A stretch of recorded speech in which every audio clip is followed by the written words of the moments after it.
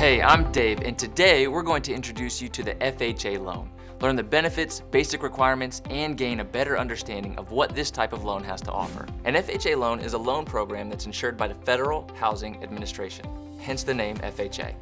FHA loans are a great fit for first-time home buyers because they offer very flexible requirements for loan qualification. They are a secret weapon for those that need just a little extra support to overcome common home buying hurdles. And here's the best part.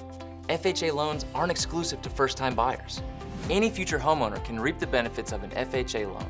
Here are some of the main reasons why FHA loans are a popular choice. FHA loans allow lower credit score requirements, co-signers who aren't required to live in the home, higher debt-to-income ratios, down payments as low as 3.5%, a variety of down payment sources like a gift or grant, and seller assistance toward closing costs. In order to use an FHA loan, there are a few requirements.